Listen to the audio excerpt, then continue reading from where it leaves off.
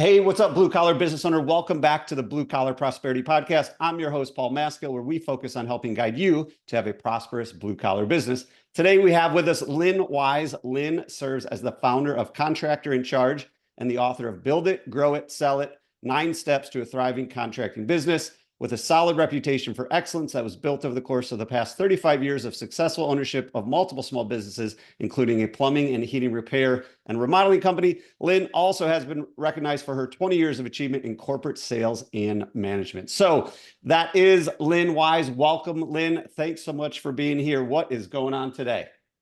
Hey, Paul, thanks for having me. So what's going on today? You tell me. It's summer. It is My summer. world. It is one of the hottest summers on record. And so it's been a pretty interesting last 3 or 4 weeks where our clients are trying to muddle through the hottest days of summer. So if you're an HVAC customer today, you're probably getting anywhere from 5 to 10 times your call volume. People are calling to figure out what they need to do to get on your schedule. Your schedule's full, you can't service anybody, and we don't have enough people to answer your calls. There you go. So for those of you who don't know, Contractor in Charge, one of the big parts of Lynn's business is they're an outsourced call center for home service businesses. We're recording this in July. It is the hottest, what I can remember. I live in North Carolina, and it was last week we hit the highest ever. It was like 118 degrees, real feel type thing. So let's dive into that. So before you started Contractor in Charge, how did your business owner journey start? I know we had referenced in the intro that you were an owner in a plumbing and heating repair company. How did you get started in the trades? I was hired out of high school as a dispatcher. That's how I got started. I fell in love with it. I was in a position where I really wanted to know what the business was all about. So I went to the person who was the plumber and I said, hey, if I'm going to have to look at 14 ugly plumbers every day that stink, I need to know how to reply to their stupid answer or questions.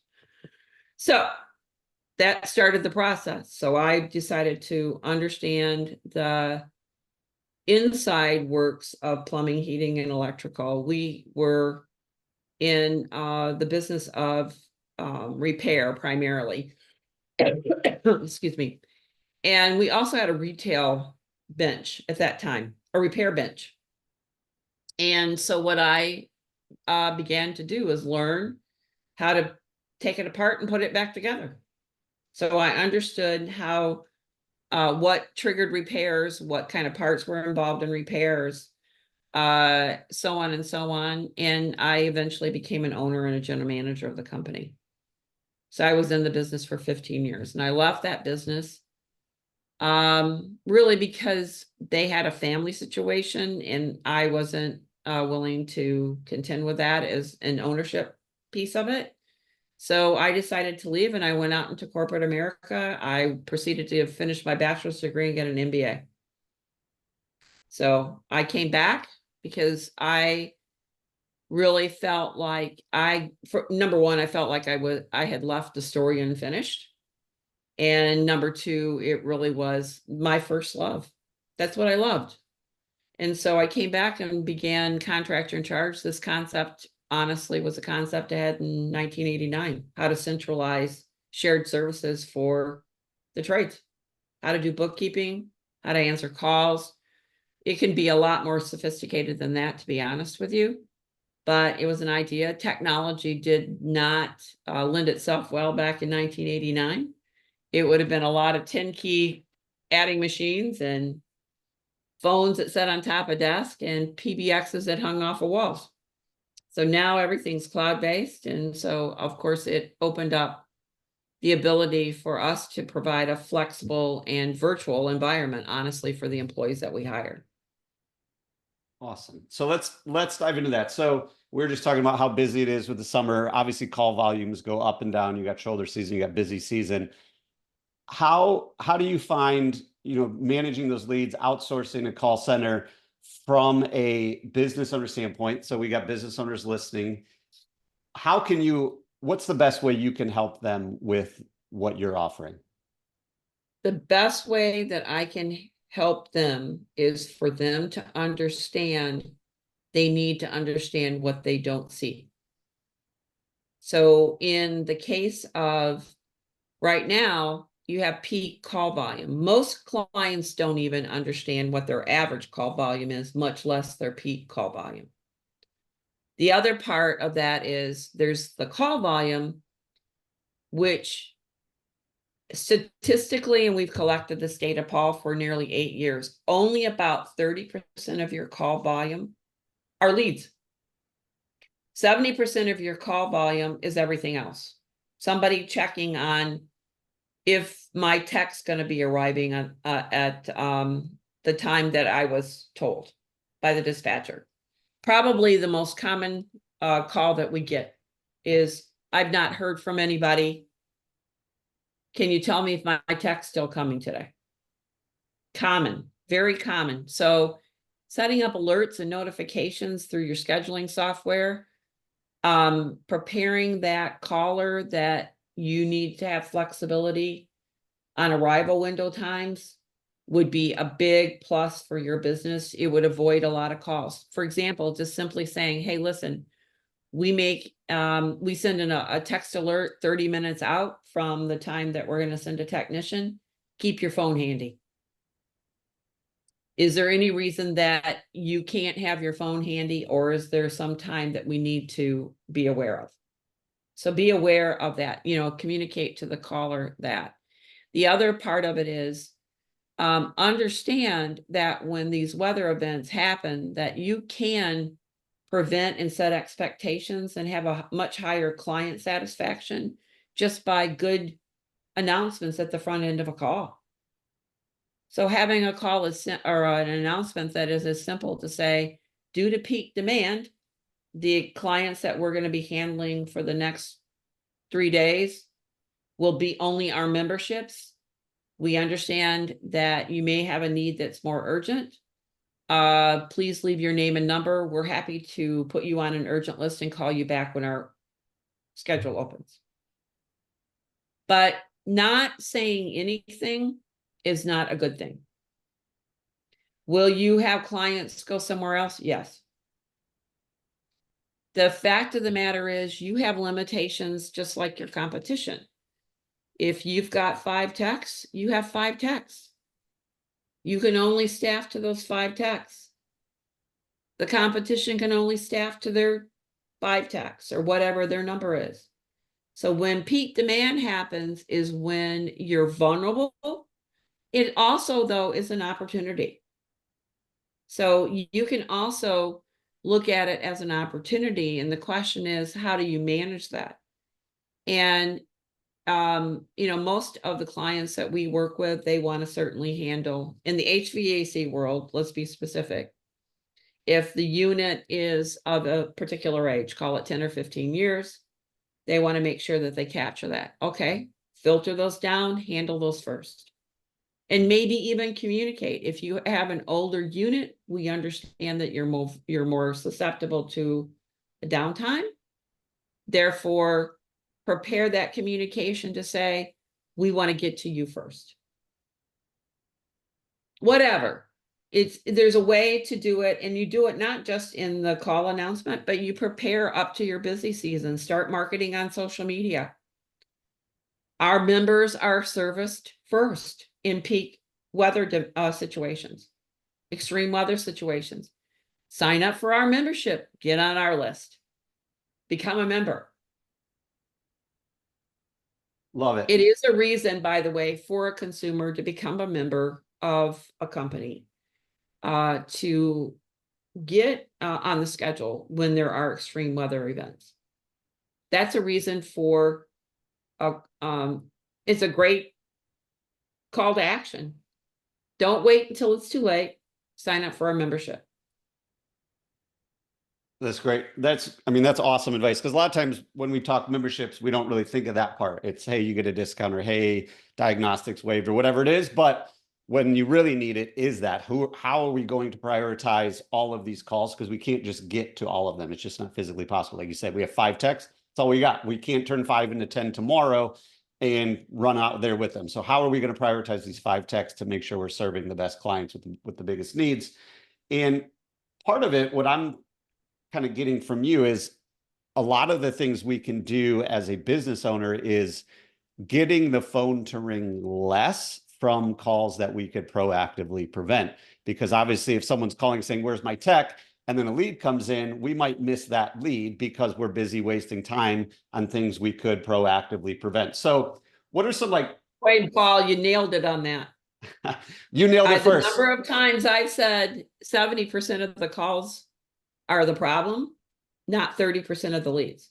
70% of the calls are the problem. Just the simple logic of using a call tree at the beginning of your inbound that says, if you're calling for an appointment, reschedule, or a cancellation of an estimate or repair, press 1. I am a real believer, and I've kind of figured this out, believe it or not. Not too old to learn here. That really, we have 4 roles in our front office. One of them is qualifying and booking appointments. The other one is customer care. The third one is schedule management, field management, and the last one is inside sales. And they're not all the same people. Even though that's the way we treat it, they're not all the same people. And in this type of environment where you have extreme, guess what? Qualifying, booking appointments become pretty important. And managing the non-lead calls is even more important. So just the fact that you begin to ask for or describe that you need to have some flexibility in arrival time. Please keep your cell phone handy in case we need to contact you. Otherwise, please expect an alert, a text 30 minutes out from when the technician is dispatched. If you can't meet, can't be there in that 30-minute range, please tell me now. So setting expectations would really, really change a lot of things. And stop those calls coming in, right? Yeah, no, I totally agree. And customers understand that if they call and it's 110 degrees, they realize they're not the only one calling. To me, the most successful businesses are the businesses that set the expectations and then deliver on them. Even if the expectation is, hey, we're going to be out there sometime between 1 and 7. And as we get closer, we'll keep you updated. We'll proactively reach out via text message, phone call, whatever you like, however you said. The business that get stuck that say, oh yeah, we'll be out there between 1 and 2. And then somebody calls in, they've got an elderly parent or they've got a young baby and their AC just went out and it's 90 degrees. Now they're going to go service that client because of the demand. And then that 1 to 2 arrival window gets pushed back. And now that person's really angry because we weren't upfront with them. So I've heard you kind of talk about some of these things in the past as well of how does AI, because I think where this is going, if we leverage AI properly, we can use a lot of that to diminish a lot of those 70% calls. So that way the calls that are coming in are the calls that we actually want to come in. How have you seen, or how are you guys starting to leverage AI into the whole call center realm? Well, you've just nailed it, really. We've been using it for about 30 days as somewhat of a rollover to us. If versus having a call abandoned, we have it rolled to AI. So what we began to learn is the acceptance of it. Some mistakes that we have made is that we identify in that AI bot that it is AI. That's a mistake. You don't need to say that. It's unnecessary. It's a deterrent. The other thing we've learned is how to manage the AI over speaking somebody when they're giving information. So it's all done through handling of the call times. But let's talk about the bigger good. So since you do have these peak demands, let's call it, and you want to get as many leads as you can, I would argue with you, you will never get 100%. So don't fool yourself, right? But second of all, we've decided to use the bot as what would be traditionally known as an IVR or a tree. So the only difference is that it's more conversational, and AI is very conversational. But in the case of managing the 70-30 issue that we're talking about, we have decided that the bot will answer the phone within 5 rings. It says something to the effect, I may not have this exactly correct. If you're calling to schedule an appointment for a repair or an estimate, or you need a reschedule or cancellation, say appointment. All other calls say message. So all other calls go into message. The thing that we just talked about today is this one about tech confirmation. And so we are going to look at how we're going to handle that. We've got a couple of things that we're talking about. One would be if a tech confirmation is being requested, that it can go as a message and send to the client, or we could actually transfer to the client. So transfer that call to the client. The other thing we've learned is that you need to have an escape from the bot. You can't assume that the bot's just going to be the way that everybody wants to communicate, especially with older population. I got to tell you, younger population, no problem. They don't care. They'll follow that instruction. They'll be very structured in how they respond. And the thing about these bots is that actually they do create a structure. They keep people from rambling. Therefore, what happens on the client side is that you have lower cost, lower fees, because handle times are less. You have a more structured response. But we've learned that there's certain things that just trip people up. So we've learned that there has to be an escape. So if we're going to say in our announcement, if during leaving your message, we'll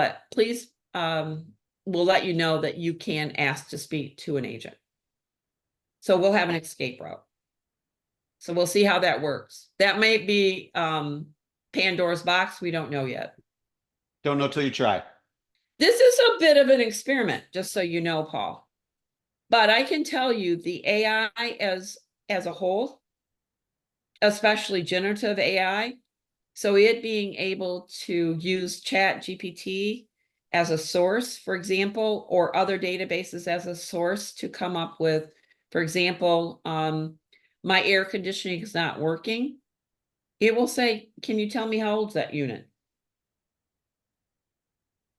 It will ask questions like that. It's pretty amazing. And we actually just had an example last week where it was an Indian person who called in, Indian by nationality, had a very thick accent. I could not understand them. 2 or 3 other people could not understand them. The AI got it absolutely perfect.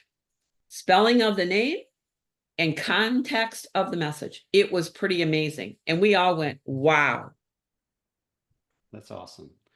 So let's do a scenario here, because this is obviously your area of expertise, passion. We're going to assume we've got a plumbing business, say it's doing $3 million. So it's got, I don't know, say 8 technicians. You've got kind of 3 different ways to handle calls. You've got the in-house, you've got your in-house CSRs. So you got your in-house call center, you've got overflow that say is contractor in charge. And then we've got AI managed by, say, you or somebody else. What in your mind, your opinion, your vision, what's the ideal setup for a business that size for handling inbound and outbound calls? How would you set that up? So the first thing you have to do is size your call volume. Most operators do not know how to size it. There's actually an equation that's used in a call center to size how many agents you need to calculate based on attrition, which is call outs, vacations, breaks, all those things. And typically an attrition rate that is common is about 30%. So on any given day, you're a third short. And so you calculate what your needs are based on what is the concurrency of call in your speed to answer and your ability to do that within so many seconds. It's an equation. It's been in the call center industry for years, about 80 years. So that's what we use. So you use it. So you don't know how to do that. You usually say, well, I have 8 technicians. I need 4 CSRs. That's absolutely incorrect. It's just not correct. So how many leads you've got coming in is going to matter, and being able to forecast that is going to matter. So if you send out marketing campaigns, you do a voicemail drop or you do a text marketing campaign, guess what that does? It generates demand. You have to plan for that demand. And that demand has to be part of the forecast. So you need to be able to forecast. That's going to be the first thing. Second thing is, how do you minimize costs but maximize the caller's experience? How do you do that? My answer is it's coming, but AI is going to play a significant role in this. And AI is going to be able to minimizing the cost. It's going to be able to filter out this 30-70 deal. And AI is the only way that I could tell you that you've got a shot at getting 100% of your calls. The only way. Unless you have a lot of money to either staff or do rollover.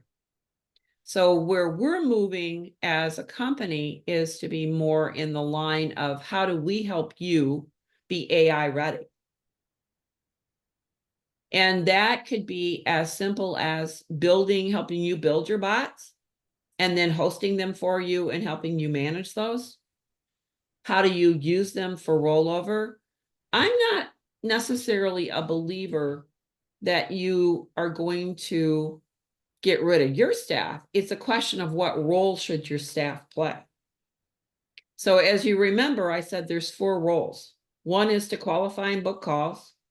The other one is customer care, field management, and inside sales. Contractor in charge can do number 1 and number 4. Number 2 and number 3 today should be handled in-house. So customer care calls, by the way, when's my tech going to arrive, is a customer care call, right? Or parts are in order for my job, and I haven't heard from anybody, which is pretty typical, just so you know. And I'd like to know if they're in and can I get it scheduled?